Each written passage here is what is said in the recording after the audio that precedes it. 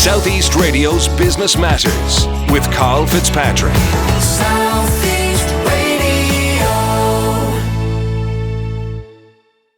Welcome back to Southeast Radio's Business Matters with me, Karl Fitzpatrick. Well, in the midst of the COVID-19 pandemic, Northern Ireland-based business Logic Earth provided a rare good news story with the announcement of its acquisition by the Creative Engagement Group.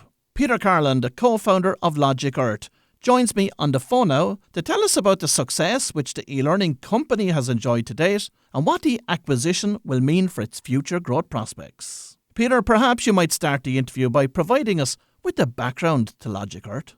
Good morning, Karl. Great to be on the show. Well, my business partner and I, Paul McKay, set up Logic Earth back in late 2009 in the middle of another downturn.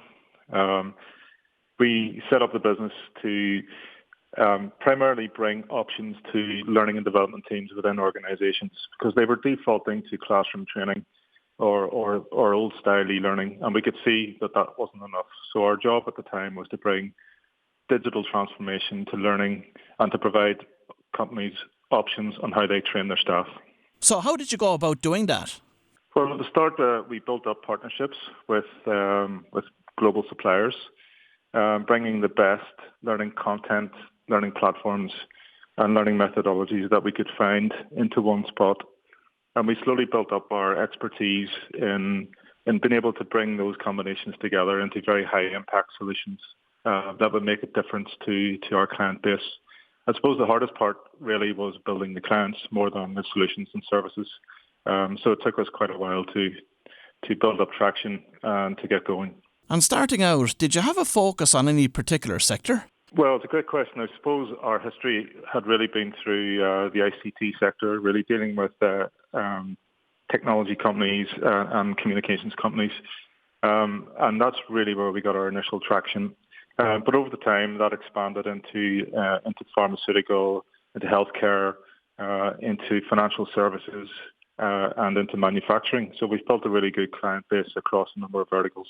And how important was it for you to deliver accredited training to those clients? Well, accredited training is very important for certain groups within different businesses, particularly ICT training, where people could become accredited in networking or security or in software development. Outside of that, most of the services we provide are mostly infrastructure, learning platform infrastructure services into big companies, or help really building bespoke company learning programs to get out to wider audiences. So how did you go about developing your client base? Yeah, well, we've had a real core group of clients from the start. I suppose Aircom back then, now Air, has been a stalwart customer right from the start. We've been providing learning services to that organisation for more than 7 years. Another great client of ours is Fexco, based in Clorglen in County Kerry. And we work with them to provide their learning infrastructure and support and help to get learning out to their teams as they acquire new businesses into their bigger organisation. We spent a lot of time working on a digital marketing strategy to attract new business, and we've done direct sales through our network over that time. So back then, was your business development very much focused on B2B selling? Yes, it was, and it was really through our extended network and building our relationships out through our network, through LinkedIn and through other media, and really putting the hard yards into building relationships and building a sense of confidence in what we did, because really at the start we had no real track record apart from our previous jobs. So getting out of the blocks was probably the hardest part. And then once we built up a reputation, that reputation started to emanate out through our network. And more recently, that's been built up through a really strong digital marketing. So provide us with an insight into the mix of technical talent within Logic Earth. Well, yes, so we are a team of digital learning designers who build learning courses for us. We have a team of writers, so they are journalists, or poets or English grads, and they do pen on paper writing. So we write bespoke courses from start to finish.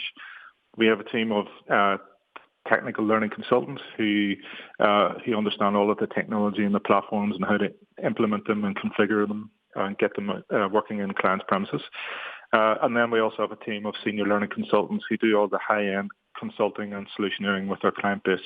And is it true to say that your clients provide you with the subject matter experts to work with you through the content development stage? Yeah, so most of the time our clients will provide the subject matter expert, and our IP and our secret sauce is really to extract that information from them and turn their knowledge into a digital learning experience. From time to time, we will source a subject matter expert when it is required, but essentially it's mostly using our clients' knowledge to turn that into a learning object. And of course, eLearning has witnessed immense growth in recent times, but from your experience, what are the key ingredients to providing effective eLearning programs today? Well, the key ingredients are we need to meet our learning communities where they're at. We need to give them content and learning experiences when they need it in their flow of work. We need to meet their user experience standards, and eLearning has such a terrible history of not meeting those requirements and those user experience standards. And only in the last few years has it started to transform and match the rest of the standards set by digital transformation across the world. So we need to provide content and consumable learning services to help people learn when they need it is the key for us. So how has Logic Earth remained at the cutting edge of this digital transformation? Well, working with our suppliers and working with our own solutions, we make sure that we've changed old style e-learning from this click next 45 minutes to an hour long dreadful experience, and we've turned that into really modern micro-learning content. And we're embedding that content not only in the old-fashioned LMS, but in the platforms and in the browsers in which we work. So learning has become much more accessible, and it's become shorter, and it's become more high impact, and it's become more reusable. And it's meeting all of the standards. So if you're at home and you're browsing Facebook and Google, you're having that same experience in work. And that's been the biggest change in the last few years. And there's lots of brand new methods coming out that are really exciting. They're going to kind of further transform learning over the next short term. Now, of course, one of the major challenges that eLearning has had to grapple with over the years is learner engagement. So how has Logic Earth tackled this? Certainly there's been a dreadful past to e-learning. The challenge now is being overcome by much better design, much more impactful writing, and digital transformation is helping us drive learning programs using data, so that we're capturing data as programs are happening, and we're able to react to that data and change and adapt programs as they are currently running. So if we're getting information back that nobody's looking at a video or it's stopping at 10 seconds and not going through to the 90th second, we can change that video using the data that we see. And that's been the biggest change. And I think that will continue to be the trend over the next 2 years, data-driven learning design. And is Logic Earth currently utilising virtual and augmented reality technologies in your programs?